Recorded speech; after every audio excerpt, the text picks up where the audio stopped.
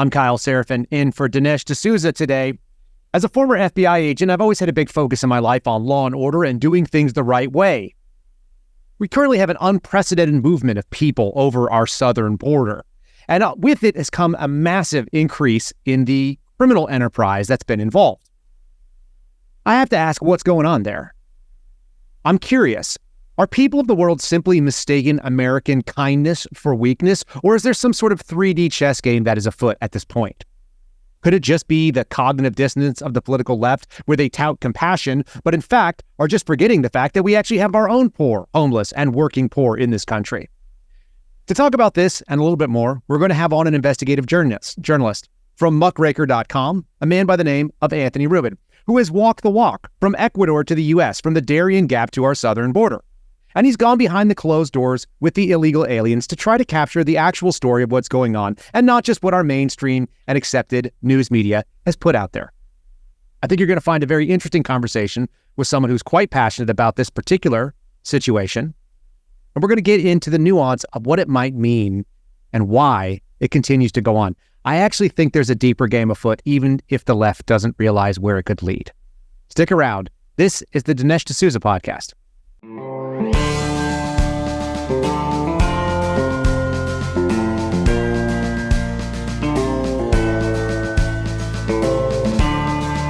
America needs this voice.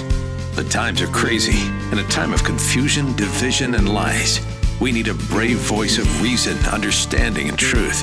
This is the Dinesh D'Souza podcast. All right, folks, so we've got a little conversation we're going to have today about the border and the crisis that exists therein. I'm going to bring on a journalist that spent a lot of time covering it, and he's doing a great job. You can find him on X at Real Muckraker, and you can find his website, which is muckraker.com. This is Anthony Rubin. Welcome to the Dinesh D'Souza podcast. How you doing, buddy? I'm doing great, man. Thank you for having me on. I know we talked a little while back. I want to kind of give audience kind of a glimpse into your lens, the way you see the world. Can you tell us a little bit about where you're from, how you grew up, and then why journalism? For sure, yeah. So I'm from Long Island, New York originally. I grew up in New York up until, I went to school in Buffalo. So I was there, until I was 22 years old. And how I got into journalism, I always had an idea that I would get into something political, right?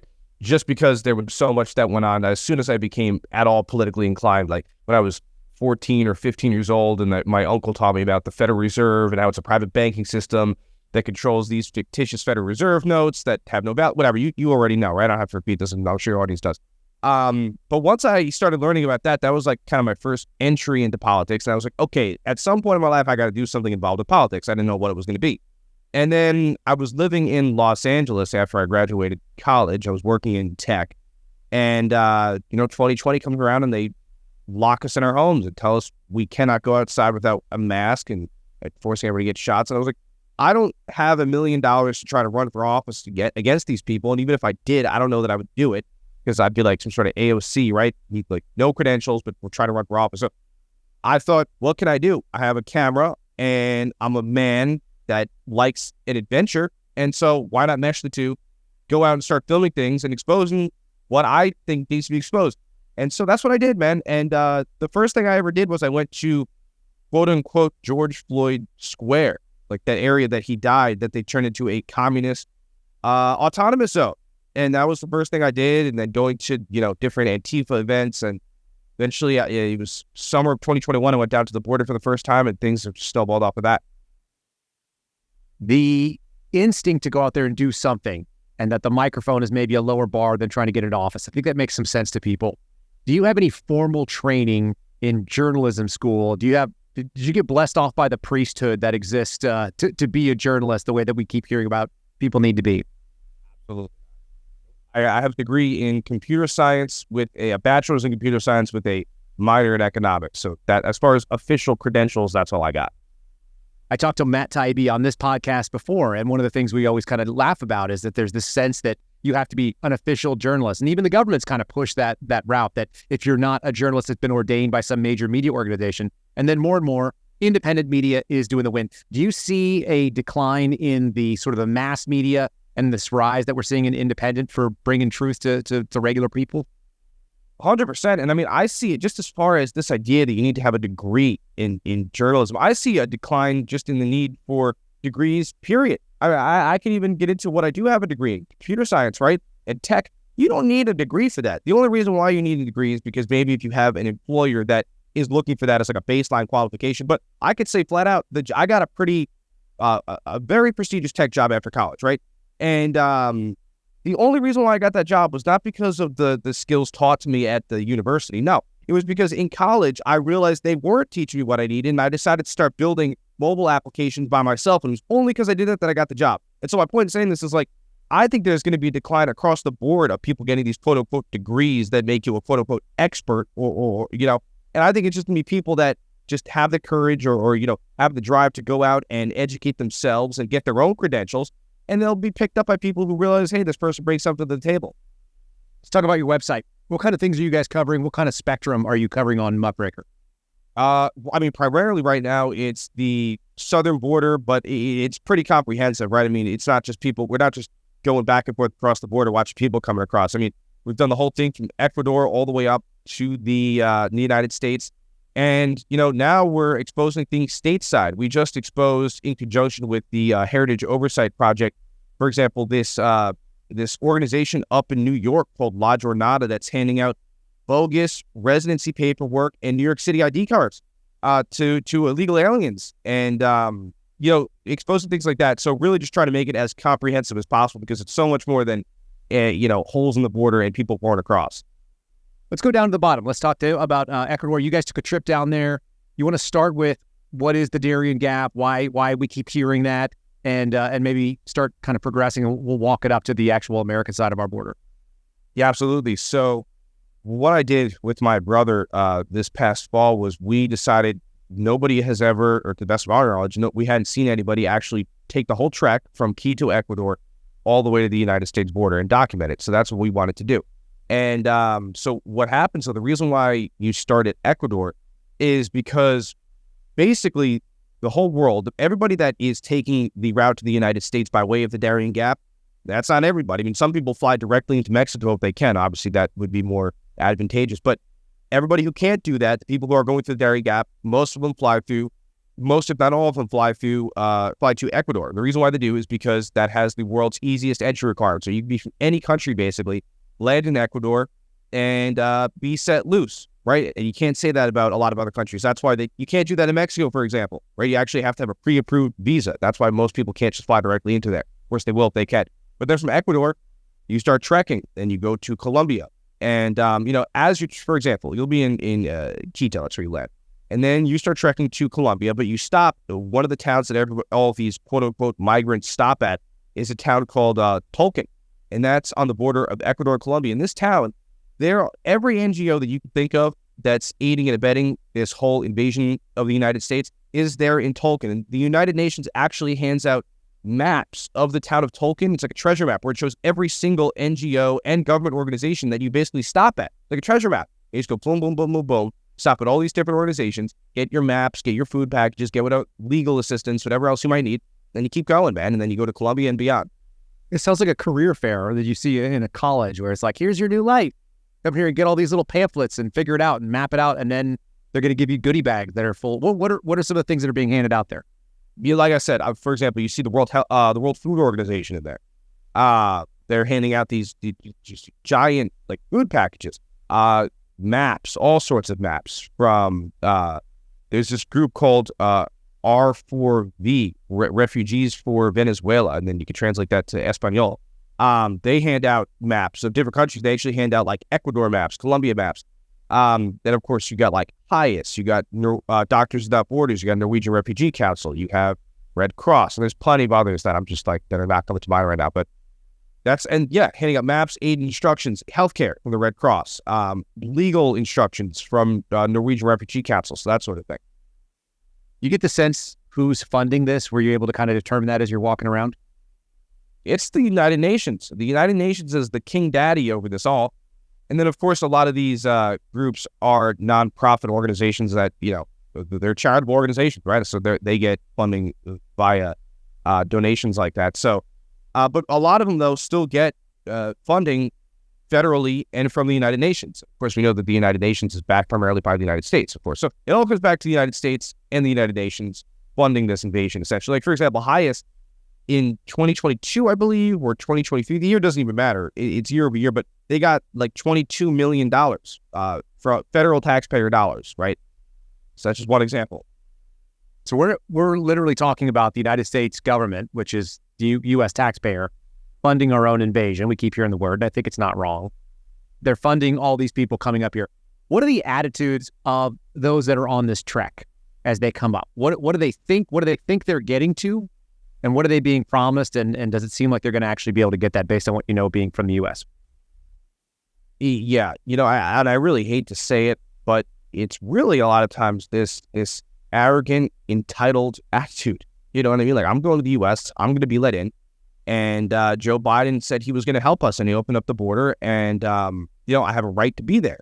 No, you don't, right? I mean, your asylum claim is fictitious, or you don't have one. But that's what these people think, and they think that they just have a right to show up and throw themselves into the United States, and that we're going to accept them. And I mean, you see it, for example, you see these people getting angry up in New York and protesting and getting violent when they have to be shifted between hotels, right? Meanwhile, of course, you have thousands of homeless Americans that have nowhere to sleep. So, I mean, what is that other than an entitled attitude, right? I don't know what else to call it, right? They're coming up here and they all know that they're going to get all sorts of benefits. For example, I was recently in New York, and we got footage from inside a lot of these compounds, Floyd Bennett Field, Randall's Island, and the Row Hotel, talking to these people, and they're all waiting to get enrolled in Social Security and Medicare. They're Medicaid. That's what they're waiting for, right? So, and then they just for granted, like they're not like super thankful that they I don't even think it's crossing their mind like, wow, I haven't paid 1 cent of tax dollars, but I'm somehow going to get all these benefits. Oh, it's just like for granted. They're waiting for it. They're like, oh, it's taking too long. Let's think about the journey up, starting in Ecuador. What are the physical rigors that are involved, or are people just jumping on a bus and then driving all the way out? Well, from Ecuador to the mouth of the Darien Gap, it's not that big of a deal. It's just, taking buses, essentially. But yeah, I mean, I could talk to you about the Darien Gap. I mean, so people can understand what it's like to cross that thing. So Darien Gap, I'm sure this audience is pretty much well aware at this point. I mean, most people are starting to get acquainted with what that is. But in case they're not, it's the thin strip of land that connects North and South America, and Panama and Colombia. And it's uninhabited jungle. And the reason why it was left like that, and why there was never a major highway built to it, was because the whole idea behind keeping it uninhabited was that you are going to basically be able to sequester any sort of issues that might pop up in North America or South America, and you can localize it, right? So if there's a war or some sort of plague or whatever, right? You'll make sure, or you could help to minimize its spread, right? By not having a highway going, an intercontinental highway.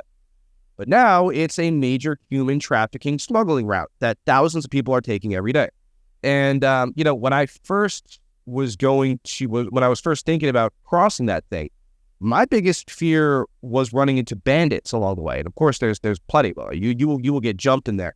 And I'll get into what I saw as far as the people that are in that jungle. These guys who are, these indigenous people who spend their lives out there in the jungle, that they can move through that jungle in such an incredible way where I'll be at my top speed. Now, I'm an in-shape guy. I mean, I have experience in the outdoors. I've done some pretty incredible hikes. And so I consider myself to be experienced outdoors. I mean, and I thought I was ready for this thing. I'm trekking through. And these guys, these indigenous people who start their lives out there, they cruise by you. They're not even trying. And they cruise right by you. Boom, boom, boom. They dart into the jungle. You never see them again. So my point in saying all that is that these people, these indigenous people that are out there, that grew up in these parts, who turn into bandits and who rob people in this jungle, if they rob you, they will, you won't even know that they're on your tail. They'll come up behind you. You would have never seen them. They'll rob you, and then in 2 seconds, bam, bam, bam, they're through the jungle. You will never catch them. You'll never see them again. That's how incredible it is. So, but I could keep rambling on. So here's basically at a high level what you have going on here. So I already explained the human trafficking route. You got different route through the Darien Gap. You have Akandi and Cop. There's more routes than the ones I'm going to list here, but I'm going to list the major ones. You have Akandi and Copacabana. Those are from Colombia. So you enter on the Colombian side and you pop out in Panama. Then there's this route called Querétaro, and that's the route that we took. That's the more expensive route. It's the route that a lot of these special interest aliens are taking, people that with a little more money, like full of Chinese people. We saw Afghans, we saw Syrians, okay, these types of people. It's basically you get smuggled by boat into Panama to the eastern coast of Panama, to this indigenous village, and then you trek east to west to Highway 1 in Panama. So, and it's a lot quicker. It's a route that takes 2 days as opposed to these other routes I told you about take 3 to 5 days.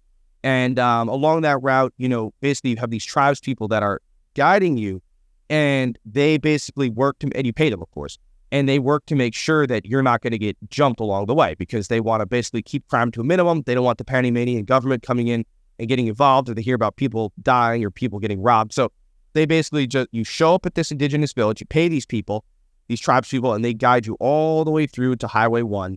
And they make sure that you're okay. But even on that route, people have died. I mean, they were telling me that there have been flash floods and that people along that route have died. They were telling me about some Chinese people that died a few months before I got there. So, and in closing, if you take these other routes through Colombia, if we had taken these routes, it's almost a guarantee that we would have been robbed. That's the wild, wild west. It takes 3 to 5 days. You've got armed men in the jungle just waiting. They just set traps and they just wait for a group to come through. They pop out of nowhere. They rob you, take everything you have, and they disappear back into the jungle. You never see them again. That sounds wild. Did you encounter people that had been hit by those bandits when you guys were landing? As you didn't ask to? Yep. So after we popped out of the jungle, it's some of these refugee camps where everybody kind of combines, right? From these different routes. We're asking people. We're saying, hey, did you encounter any of these criminals? And yeah, they're telling us stories of women that they encountered, like minors, the horrible stuff that were raped, right? Families who were going through that everything they had was taken through them and they barely made it out of the jungle. That sort of thing. Yeah. And that's like, it sounds crazy. And of course it is. But if you're down there and you're talking to these people, that's a daily occurrence. You'll hear that with every group that's popping out of these jungles that took those routes. Wild, truly wild. Up next, we're going to be talking about who's coming up there. We heard about these special interest alien groups that are coming in, and we're going to get a little bit more into what that cost looks like on the U.S. side. Stick around next on the Dinesh D'Souza Show. This show is also brought to you by MyPillow. Remember, Mike Lindell has a passion to help you get the best sleep of your life. I'm not getting that. Maybe I need to be getting some more MyPillow products. After he invented the world's best pillow, he created the famous Giza Dream Sheets. And they're the best sheets that you'll ever sleep on. This sounds like a heck of a claim. I need to actually experiment this on my own. I like crisper sheets usually, but I might give it a shot. For a limited time, you can get the queen size set for $59.98, a king size set for $69.98, which is the lowest price in MyPillow history. Mike and the MyPillow team continue to be canceled by big box stores and attacked by the media. They just got dropped off Fox, and they appreciate all of your great support during these difficult times. They want to thank you by giving you free shipping on your entire order today. To get these specials, go to mypillow.com. Again, that's mypillow.com. Or you can call 800-867-0227.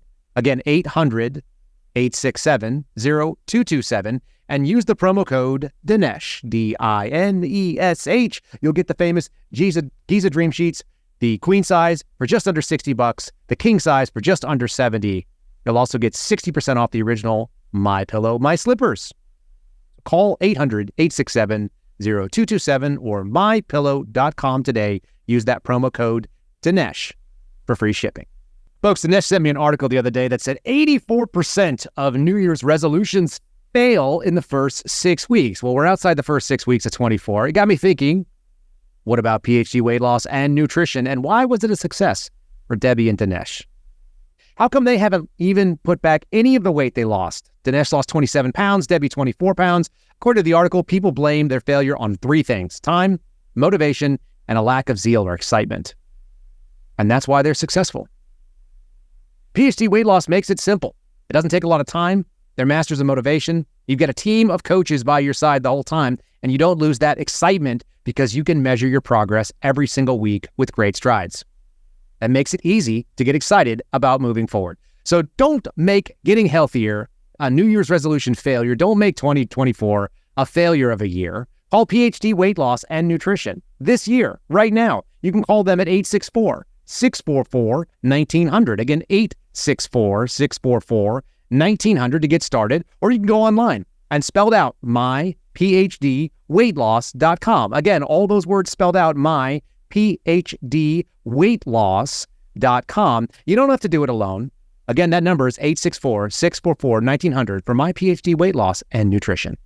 All right, and we're talking to Anthony Rubin of Muckraker.com. If he looks familiar, if he sounds familiar, you may have heard him on Jesse Waters. You may have heard him on Alex Jones. He's been running around in the jungles of Panama, in Ecuador, and doing the route up the United States with illegal immigrant, a.k.a. migrants, if you want to listen to the Biden administration, who are coming to this country. We just got a little bit of a touch, and I want to get deeper into who in the world is coming up here. You said Afghans, you said Syrians, you said Chinese. Let's talk about some of that. I mean, everybody's coming up here, right? I'm not sure if there's a country that hasn't come into the United States by way of the southern border, but yeah, those groups that you just mentioned, for example, when we got smuggled into Mexico, that's a whole other thing. I mean, if we want to talk about that, we got smuggled into Mexico by who I believe was the Sinaloa cartel. We talked to some experts who told us that basically the area that we went across that was controlled by Sinaloa. It was definitely some cartel organization, so it wasn't them, it was another one of the major ones. But, we got smuggled into Mexico and we got put temporarily in this stash house. When we were in the stash house, we were surrounded by, for example, military-aged men from Sierra Leone, as an example, right? Just that particular group. So the point is they're coming from all over the place. Are there special spots, safe houses, hotels that are dedicated to specific language or ethnic groups that are sort of facilitating individual tracks of people up, or is everybody mixed together? Yeah, 100%. Now, I don't know how much of this, for example, I don't know who's quarterbacking these different hotels or these different staging points, right? But like, for example, we talk about the Chinese. The Chinese are extremely well coordinated. They have, anybody, actually, I kind of recommend people do this. People can download maybe do this on a separate device, like a burner device or something, but people can download the Communist Chinese TikTok app. It's called Douyin. You can actually go download that. You don't have to be in China to do this.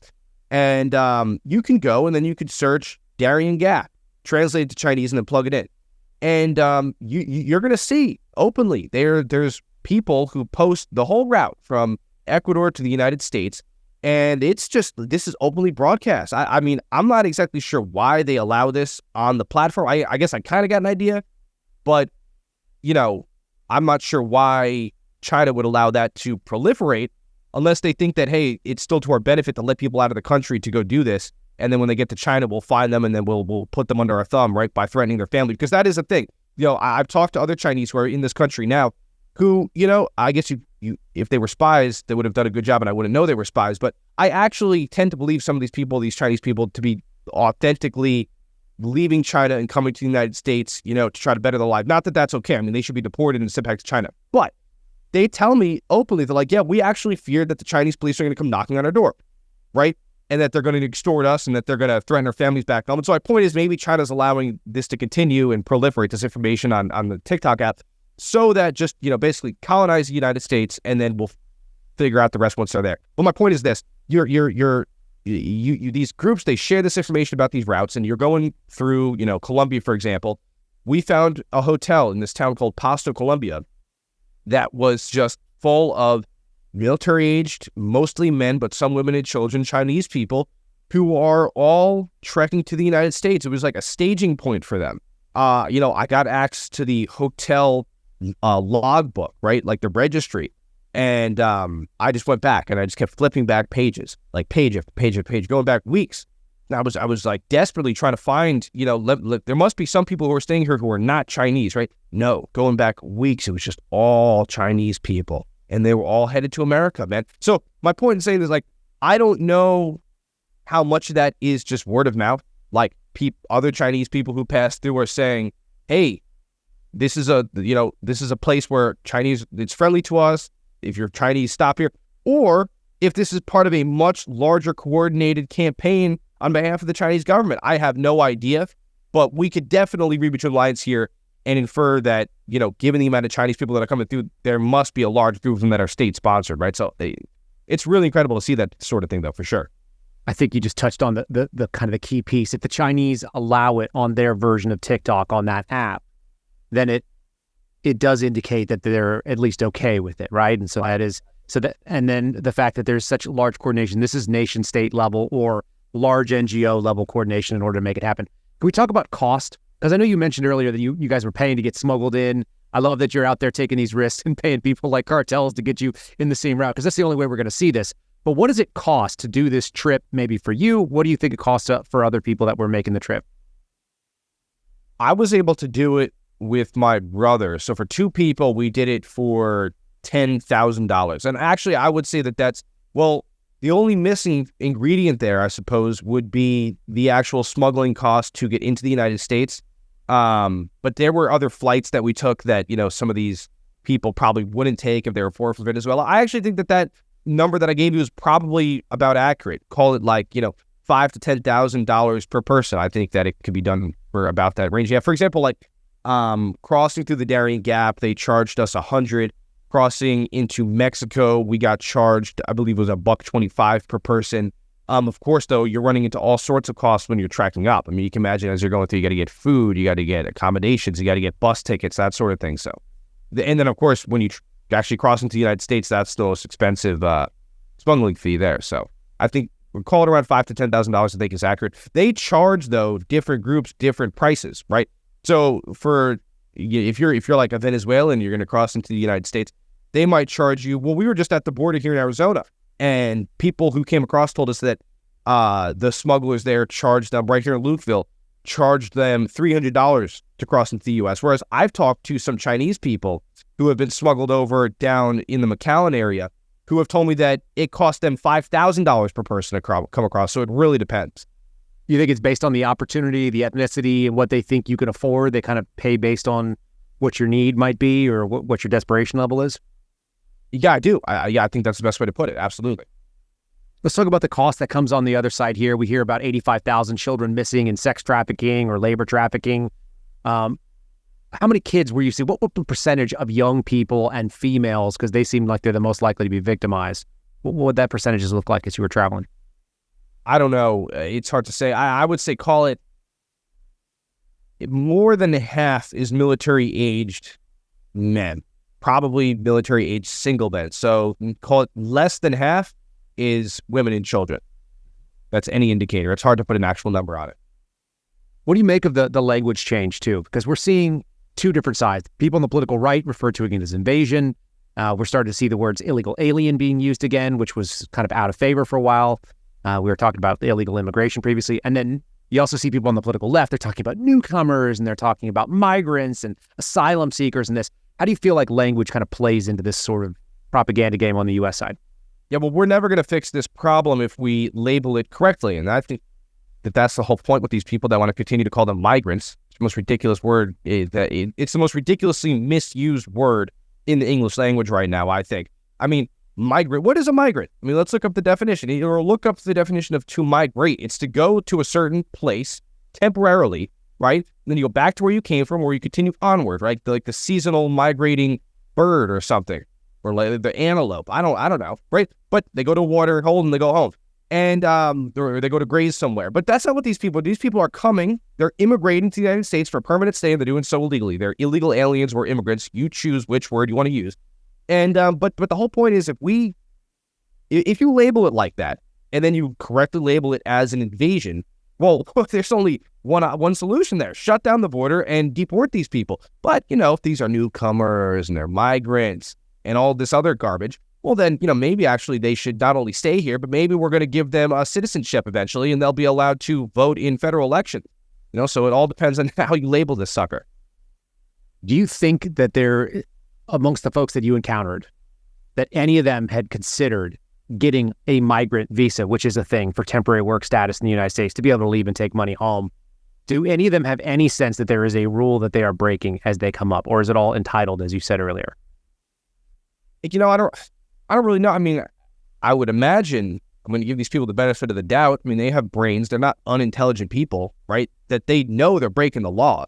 I just simply think that they don't care, or you ask all these people and you say, hey, what do you think about Joe Biden? They love him. And they know that they're only coming up here because Joe Biden's president. And you ask them a lot of times, would you be doing this if Trump was president? A lot of times they say, I don't know, or no. I hardly ever get a yes to that answer. And so, that kind of tells you what you need to know, right? I mean, whether or not they're breaking the law or not, I just don't think they care. They know what the situation is. I hear people on the political right, they're rightly incensed. You and I both have the sort of same sentiment on there. What I always like to do is put on the other hat for the other camp. Let's play devil's advocate for just a minute. Is there any value, is there any benefit to this country with the folks that you saw traveling upwards? Are they going to add value, as we hear the leftists sort of say, as they enter the United States illegally? That's actually a very good question. That's an important one to ask. I'm sure. Well, here's the deal. There's definitely, you could look at benefits, and drawbacks from every single situation. But the question is, do the benefits outweigh the costs? Right? I mean, for sure, they're coming over here, and you get people always say, well, we need the cheap labor. Okay, sure, you get cheap labor. I'm not going to deny that. You definitely get cheap labor. But does that outweigh the cost of, having millions of people here who, although they're, it's cheap labor, these are also people who a lot of times are going on the government dole. These are people that have no concept, no loyalty, I don't believe, to America or our founding principles. A lot of them haven't been vetted. There's plenty of other reasons that we could rattle off here, right? So cost to this whole thing. Think about just like the court system. People that are getting court dates 8 years out into the future, most of them aren't showing up.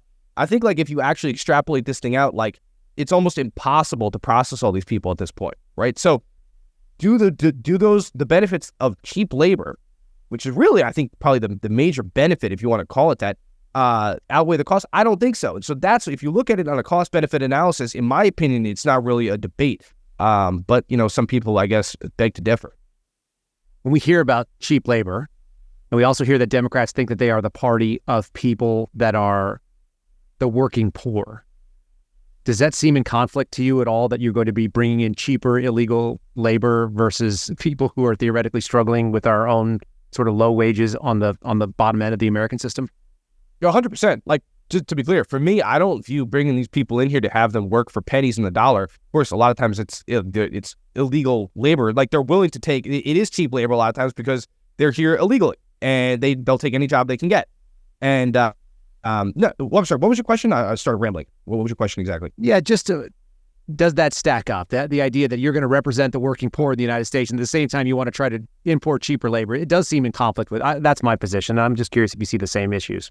Yeah, of course it's in conflict, but everything. But that's the thing. These people, I don't know how much of it is them playing 4D chess, right? And where they're saying, hey, we're just going to bring these people over here, and eventually we're going to get new congressional districts, and sooner or later, give it maybe 10, 20 years, maybe some legislation is going to get passed, and these people will be able to vote. I don't know how much of it is 4D chess like that versus a person like an AOC, who has this extreme far left voter base that is just basically saying anything that she thinks she needs to say to win the favor of these people. And she thinks that, saying, hey, these people, calling them newcomers and letting them all come in and saying that it's an atrocity if you shut the border and deport them, she thinks she's going to lose votes. So I don't know if they're playing 4D chess or if it's just the most politically opportune, or they think it's the most politically opportune thing to do to go along with this. I do know that the people at the top, though, the United Nations, the people who are pushing, for example, Agenda 2030, those people are playing 4D chess, and those are the people that we got to worry about and understand.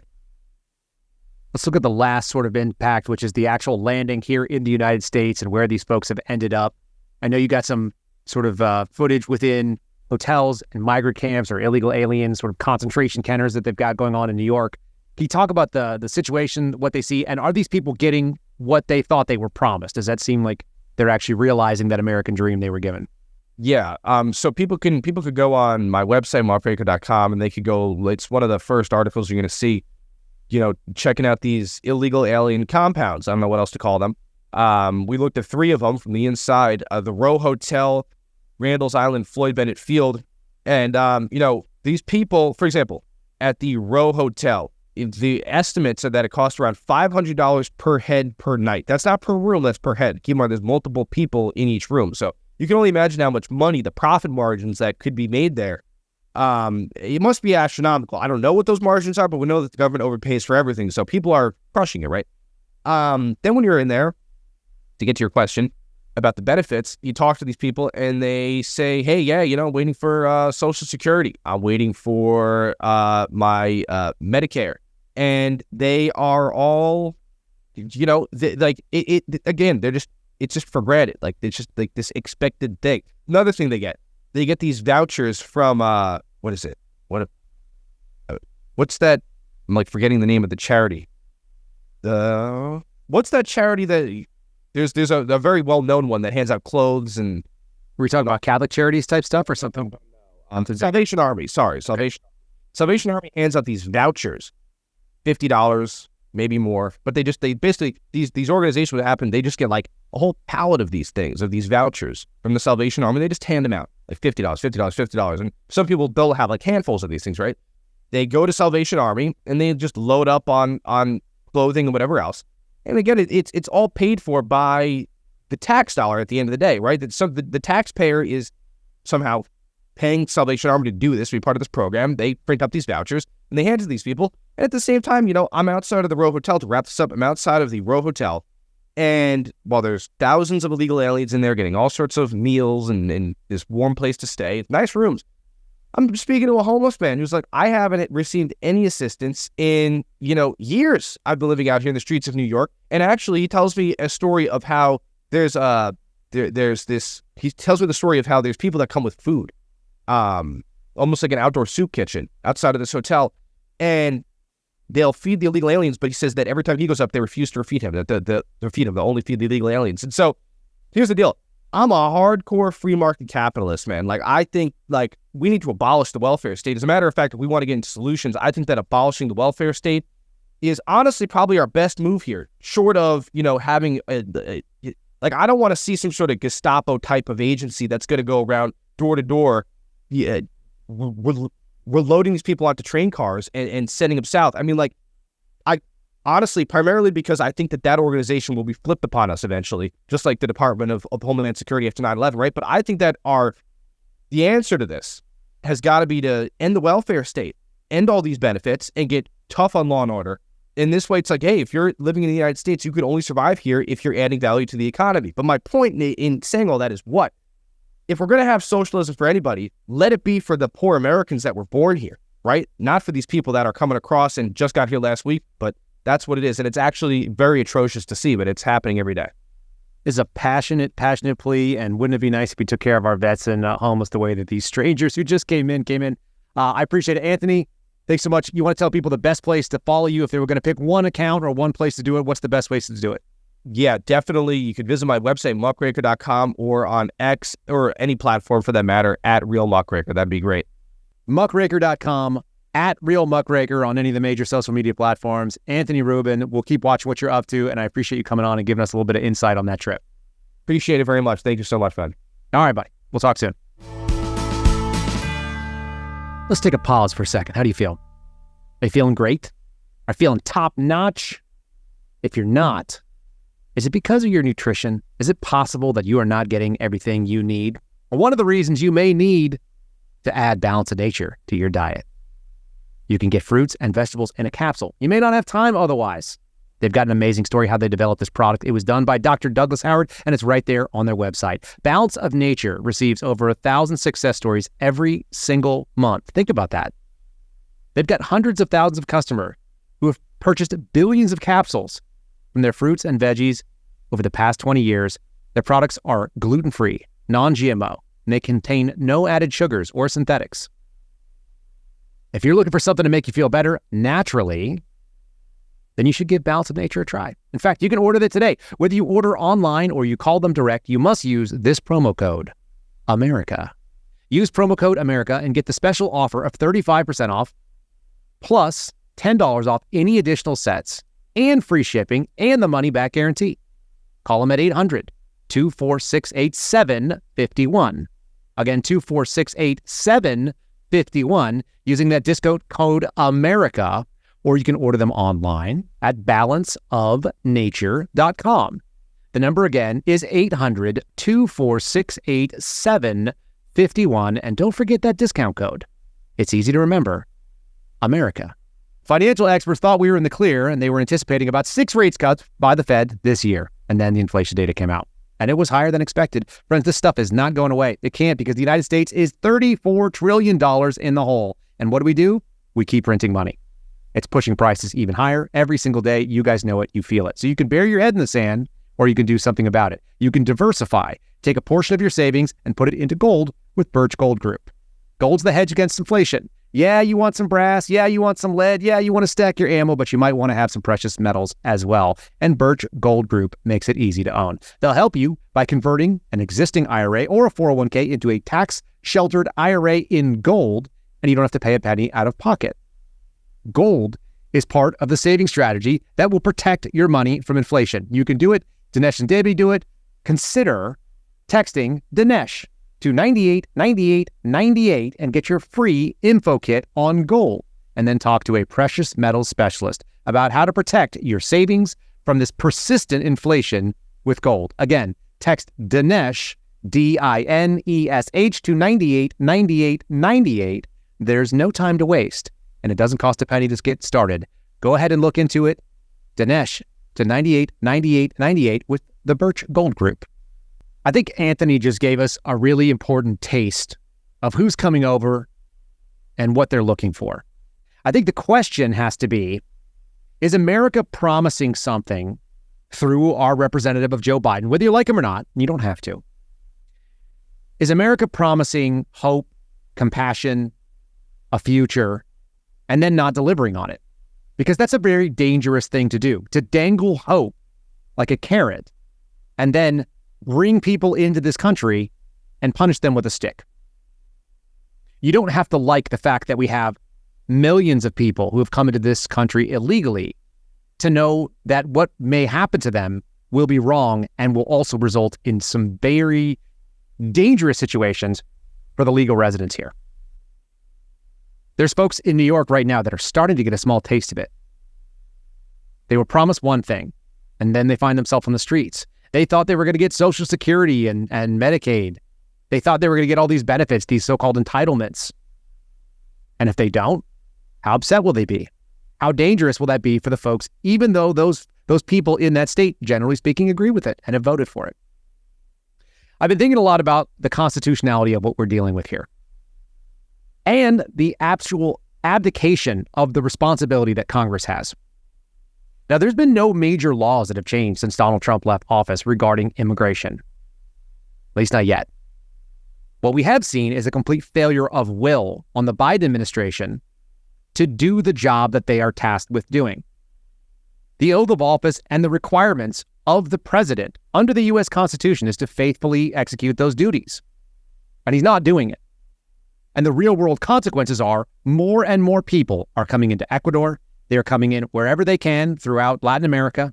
They are traveling up through the help of cartels and criminal agencies, just like we heard Anthony talk about. And then they are entering the United States, where we don't know what to do with them. And we are sending them to major Democrat cities, but also to all of the border towns that have been overwhelmed for years. The thing that makes me very concerned is going back to the Constitution, Article 1, Section 9, and the concept of habeas corpus. Now, this is a sacred sort of obligation of the government under our system to produce the body, to actually bring the receipts and not simply come in and invade your personal liberties and your freedoms. We are only able to suspend the concept of habeas corpus under very, very narrow circumstances. I want to read it specifically for you. The privilege of the writ of habeas corpus shall not be suspended unless when cases of rebellion or invasion, the public safety may require it. Unless when in cases of rebellion or invasion, the public safety may require it. You can't suspend habeas corpus except in invasion and rebellion. And what are the two things that we keep hearing this administration talk about? We keep hearing about insurrection and sedition, which is another word for rebellion. It's a discussion of rebellion. And then the thing we hear people on the political right, the mainstream media talking points, are talking about an invasion. If those two qualities and circumstances are met, are we opening ourselves up for the suspension of habeas corpus, searches without warrants? This only happened one other time in American history, by the way, and it was during the American Civil War. We keep seeing the parallels of a divided nation, just like at the time of Lincoln. So is there a long con game? Is there a three-dimensional chess game to actually suspend your civil liberties because of invasion, which was facilitated by bad executive policy? This is the stuff that keeps me up at night. I didn't sleep very well last night thinking about this exact problem. I don't know that this was facilitated specifically to engage in this, but what we do know is that the political left is constantly trying to move the ball forward. They are trying to infringe on civil liberties like speech, on your ownership of private firearms, on your ability to freely move about, and they'll use any tool that's available to them, even if they didn't know what that tool was when it was created. That misguided sense of compassion seems to drive a lot of the people that are not political activists that just have a one-dimensional way of looking at this problem. They think there are poor people in the world, we have many things, we have the curse of abundance in America, let's bring them in and give them a taste of it. But what happens when it doesn't work? It also plays into the goal of tyranny, which is what we continue to see with this weaponized federal government. When the government doesn't play by the rules, when it looks for every opportunity not to serve the people and the common interest, but to usurp the will of the governed and achieve its own ends, all things must be questioned. All things must be considered. And all of us must be on guard. Because even though we have a constitution that lays out exactly what the government cannot do, we're constantly seeing that this doesn't seem to stop the government from doing it, nor does it stop the courts from slowing them down. We're seeing a steady march of tyranny and increased government authorities that they have no authority to claim. And it keeps pushing on us. So as we look at this migrant crisis, this border invasion, whatever you want to call it, there's two things I want to focus on. I want you to be continually aware of the words being used specifically and who's using them. And the second is this going to facilitate a larger end game of confiscating rights that are not related to the border? Your ability to speak, your ability to express your dissent to these policies, and then your ability to protect yourself. If you guys like any of this conversation and you want to have more of it, please join me in the mornings at 0930 here on rumble.com. You can find me on my channel at Kyle Seraphin. You can find me on social media at Kyle Seraphin, on Twitter, on True Social, on Instagram, where I continue to always look for what is this game? And I look at it in the lens of, I'm not confident that there's a bunch of evil people that understand what they've stepped into. But what they do see are opportunities whenever they fumble their way into these sort of situations. We're going to continue to evaluate this. Folks, Dinesh will be back tomorrow, never fear, and we'll see you again the next time I'm in. Thanks so much. This has been the Dinesh D'Souza Show. Subscribe to the Dinesh D'Souza podcast on Apple, Google, and Spotify, or watch on Rumble, YouTube, and salemnow.com.